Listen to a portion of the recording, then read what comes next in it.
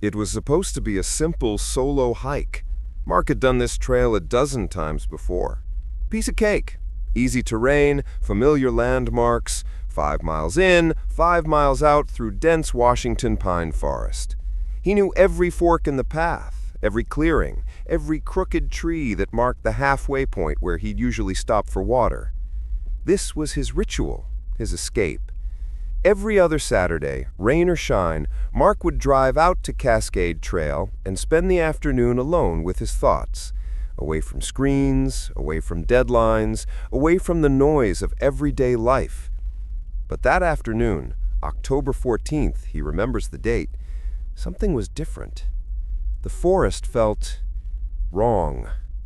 He noticed it about 3 miles in, right around the second switchback. The temperature had dropped, even though the sun was still high overhead, at least 10 degrees, maybe more. The light filtering through the canopy seemed dimmer somehow, grayer, like looking at the world through tinted glass. And the birds, the constant background chorus of jays and woodpeckers and finches he'd gotten so used to, had gone quiet. Not gradually, all at once, like someone hit mute on the world. Mark stopped walking, stood perfectly still on the trail, his boots planted in the dirt, listened hard. Nothing, just the faint rustle of leaves overhead and his own breathing, suddenly too loud in the silence. Even the wind had died. The forest felt suspended, waiting. Mark checked his watch, 2:47 p.m. Still plenty of daylight. He looked around, trying to pinpoint what was bothering him. Everything looked normal. The same trees, the same trail markers, the same moss-covered rocks he'd passed 100 times before. But it didn't feel normal. That's when he heard it. "Help me." His own voice, calling from somewhere deeper in the trees, off to the left, where the forest grew thick and dark. Mark's blood turned to ice. He stood frozen on the trail, heart hammering against his ribs like it was trying to break free. His ears strained to make sense of what he had just heard. Surely he had imagined it. Surely... The voice came again, distant but clear. "Help! Please!" It sounded exactly like him. Same tone, same inflection, even the slight rasp he got when he was tired, when he'd been talking too much. But he wasn't speaking. His mouth was clamped shut, teeth pressed together so hard his jaw ached. For a long moment, Mark just stood there. His brain scrambled for rational explanations. Logic tried to kick in. Maybe it was another hiker. Maybe someone who just happened to sound like him. Maybe it was an echo from earlier when he'd been talking to himself on the trail. He did that sometimes, worked through problems out loud when he thought no one was listening. But no, that didn't make sense. There was no one else on this trail. He'd been alone since the parking lot.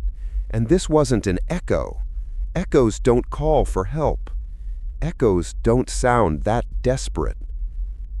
"I'm hurt. Please help me." The voice was clearer now, more insistent, and it was definitely his voice. Mark had heard recordings of himself enough times to know that was him calling from the woods.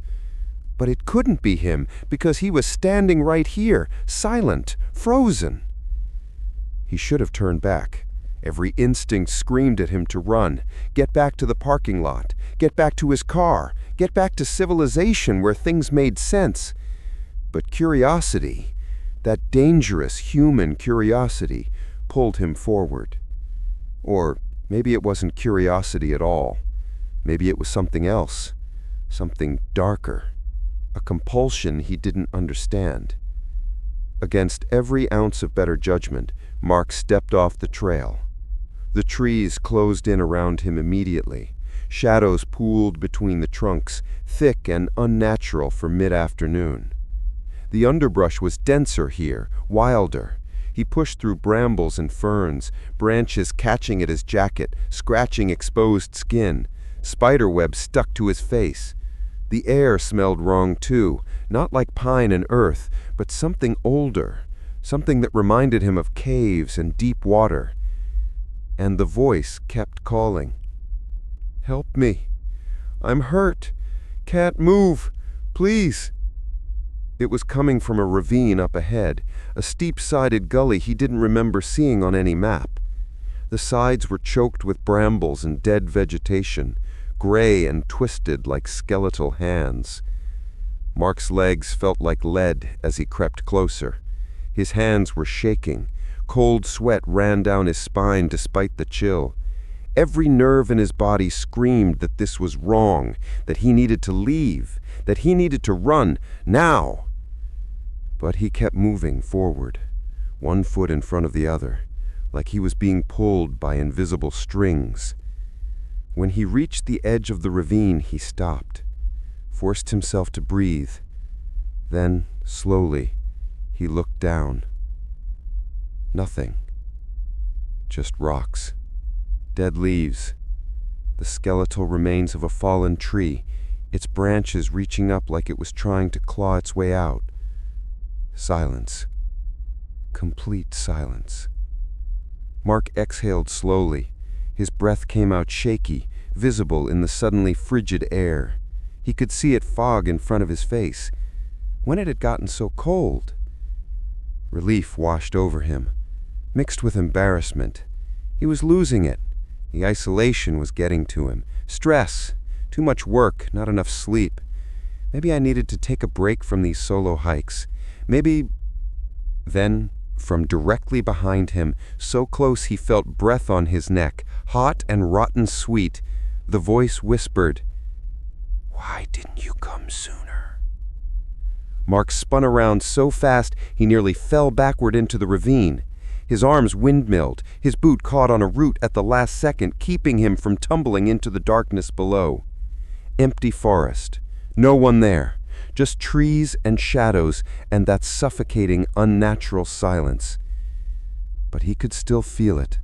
The presence. The weight of something watching him from just beyond his line of sight. Just past the edge of visibility. Close enough to touch.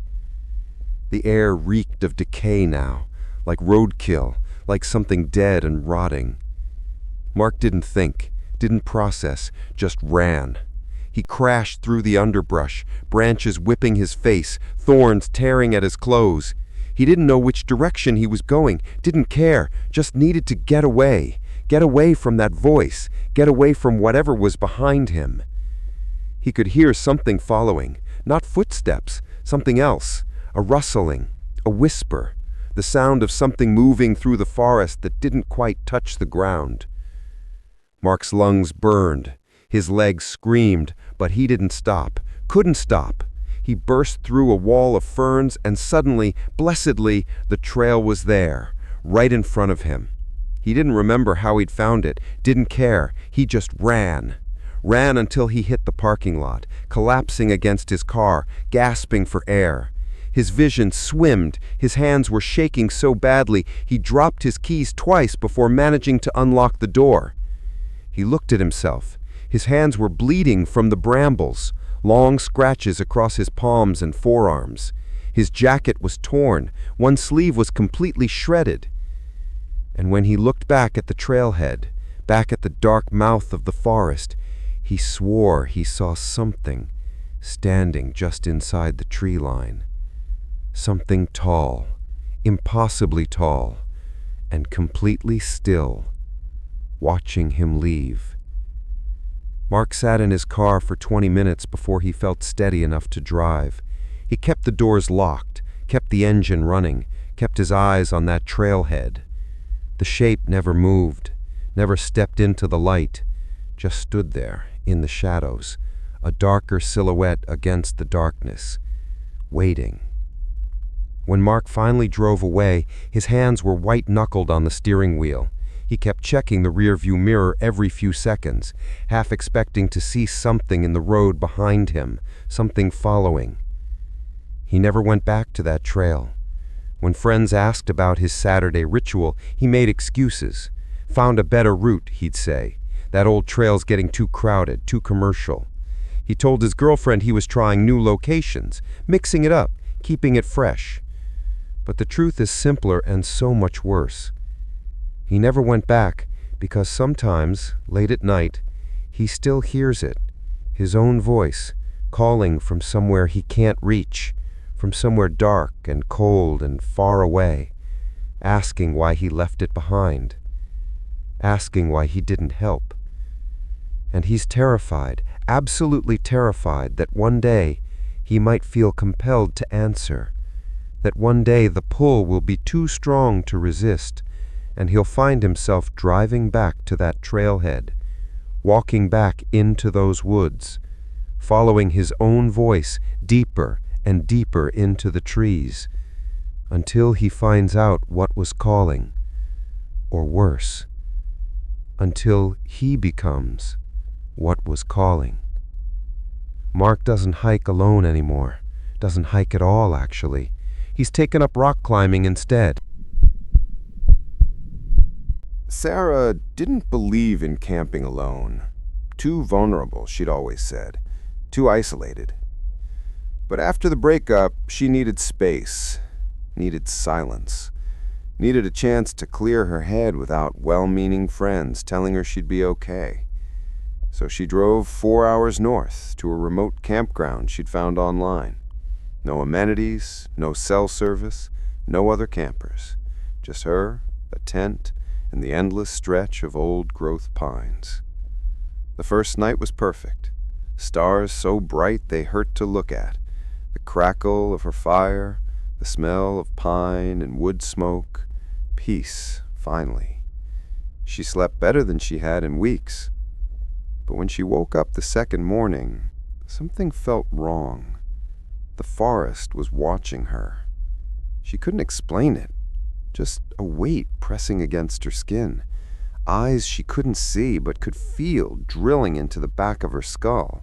That primal awareness that prey animals must feel right before the predator strikes. Sarah tried to shake it off. Made coffee over her camp stove, ate breakfast, told herself it was just paranoia, anxiety from being alone. Her mind just playing tricks. But the feeling didn't go away. If anything, it got stronger. She busied herself with camp chores, organized her gear, refilled her water bottles from the nearby creek, anything to avoid that creeping sensation crawling up her spine. Then she saw the footprints, barefoot, human-sized, pressed deep into the dirt around her tent. Sarah's coffee mug slipped from her hands. She barely registered the sound of it hitting the ground. The prints circled her tent in a perfect loop, over and over, dozens of them, spiraling tighter and tighter with each rotation, until they stopped right at her tent flap, where she'd been sleeping. Sarah's hands shook as she knelt to examine them closely. They were fresh, made sometime after the dew had settled, but before sunrise, while she'd been asleep, while she'd been vulnerable. The prints were wrong, too. The toes were too long, the arches too high, and the stride. Whoever made these had been taking impossibly long steps, like they were gliding more than walking. She stood up fast, too fast. Her vision swam. This was wrong. This was so wrong. Sarah didn't waste time. She started packing, didn't bother folding the tent properly or organizing her gear, just threw everything into her car with trembling hands. Sleeping bag, camp stove, the still wet tent, all of it. Get out! Just get out! But as she stuffed the last of her supplies into the trunk, something made her glance back at the campsite one last time. And she froze. There was something by the trees. Tall. Too tall. At least 7 feet, maybe more. Its limbs bent at angles that didn't make sense, joints bending backwards as it crouched beside a thick pine, like a praying mantis, like something pretending to be human but getting the proportions all wrong. And it was staring at her. No face, just a suggestion of one, a pale blur where features should have been. But she could feel its gaze, could feel the weight of its attention like a physical thing. It didn't move, didn't breathe, just crouched there, impossibly still, watching her with that featureless face. Sarah didn't remember getting in the car, didn't remember starting the engine or putting it in gear. She just drove, hands white-knuckled on the wheel, eyes flicking between the road and the rearview mirror. The figure never moved, never followed. It just stayed there, crouched beside that tree, watching her disappear down the dirt road. She didn't stop shaking until she hit the highway, didn't feel safe until she saw other cars, other people, civilization.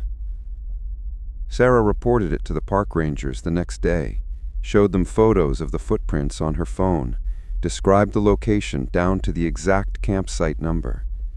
They listened, took notes, exchanged a look she didn't quite understand. They found her campsite later that week, found the footprints, just like she'd described. Found something else, too. But when Sarah called to follow up, the ranger who answered got quiet, said they'd investigated the area, said she shouldn't go back there, said it wasn't safe. "What did you find?" she asked. Long pause. "Just don't go back, okay? And if you're camping anywhere else, don't camp alone." He wouldn't say anything more, wouldn't answer her questions, just repeated that she should stay away from that area. Sarah never found out what they discovered in those woods, but sometimes she wonders what would have happened if she'd woken up that second night, if she'd heard the zipper sliding open, if she'd seen what was standing outside her tent. Jake and Connor had been exploring the forest for hours when they stumbled onto something that didn't belong. A bed. Not an old mattress dumped by some asshole trying to avoid disposal fees. Not a makeshift camp set up or some survivalist's weird shelter. A real bed. Full-sized, metal frame painted white, clean white sheets tucked in with perfect hospital corners. Pillows fluffed and arranged like someone had just finished making it, like something out of a furniture catalog. In the middle of nowhere, surrounded by trees, miles from the nearest road. "What the hell?" Connor whispered. They stood at the edge of the small clearing, staring. Neither of them moved. The bed looked brand new, untouched by weather. No dirt, no leaves, no rust on the frame. The sheets were practically glowing in the filtered sunlight, like it had been placed there 5 minutes ago. "This is insane," Jake muttered, stepping closer. "Who brings a bed into the forest?" Connor grabbed his arm. "Dude, don't!" "What? I'm just looking." "This is weird. This is really, really weird." Jake pulled free and walked into the clearing. The bed sat in the exact center, positioned on bare earth like it had always been there. He circled it slowly, examining every detail. No tire tracks, no drag marks, no sign of how it got there. "Maybe it's art?" Jake offered weakly, like some kind of installation thing? Connor didn't answer. He was standing at the edge of the clearing, absolutely rigid. His face had gone pale. "Jake, listen!" At first, Jake heard nothing but his own heartbeat. Then it registered. Breathing.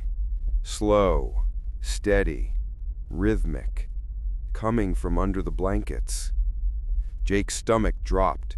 He took a step back from the bed, eyes locked on the pristine covers. The sound was unmistakable. In, out, in, out. Someone or something was in that bed. "We need to go," Connor hissed, already backing away. But Jake couldn't move. He stood there, transfixed, staring at the blanket.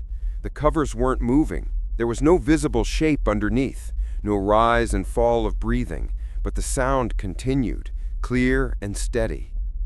"Jake, come on!" "Wait," Jake's voice came out hoarse. "What if someone's hurt? What if they need help? What if they're—" The breathing stopped. Both of them froze. The forest went deathly silent. No wind, no birds, no insects. Even the sunlight seemed dimmer somehow. Then the blanket moved. Not a lot, just a ripple, a slight disturbance in the fabric, like something underneath had shifted position, adjusting, getting comfortable, or getting ready to move.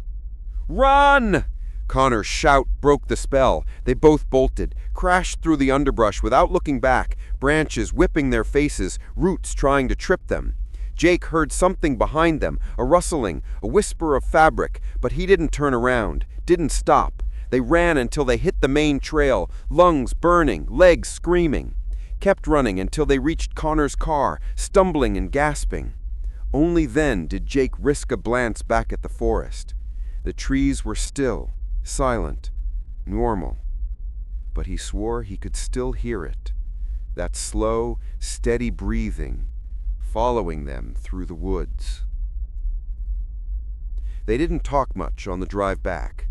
What was there to say? They'd just turn it over in their minds, trying to make sense of something that had no rational explanation. It was Connor who finally convinced Jake to report it. 2 days later, they walked into the ranger station and told their story to a middle-aged guy with a weathered face and tired eyes. The ranger listened without interrupting, took notes, asked them to mark the location on a map. When they finished, he set down his pen and looked at them for a long moment. "Where exactly did you see this?" he asked again, his voice carefully neutral. They described the location in detail, the clearing, the fallen log at the entrance, the specific tree markings they had noticed. The ranger wrote it all down, didn't say much else. His jaw was tight, his knuckles white around his pen. Before they left, he pulled Jake aside, spoke quietly, like he didn't want anyone else to hear. "Don't go back there." Not a suggestion, a warning. "Don't tell anyone else about this. People get curious." Jake nodded slowly. "Have other people reported it?" The ranger's expression was unreadable. Different spots in the forest, different years, different configurations. Configurations? Sometimes it's a bed, sometimes it's a table set for dinner, sometimes it's a rocking chair. It moves, appears in different locations. We don't know how, we don't know why. But what is it? The ranger shook his head. Wrong question. The question is, what happens to people who interact with it? Jake's throat went dry. What happens to them? The ranger held his gaze for a long moment. Then he handed Jake a business card. Just a name and phone number. No logo, no official designation. If you or your friend start having unusual experiences, dreams, sounds you can't explain, call that number. Why? What kind of... Just call, the ranger interrupted. And Jake, don't go back to those woods. Not that section. Not ever. Jake never asked what happened to the people who got too close. He didn't want to know. But sometimes, late at night, he hears it. That slow, steady breathing, just outside his window, just beyond his bedroom door. And when he closes his eyes, he sees those perfect white sheets, waiting, always waiting.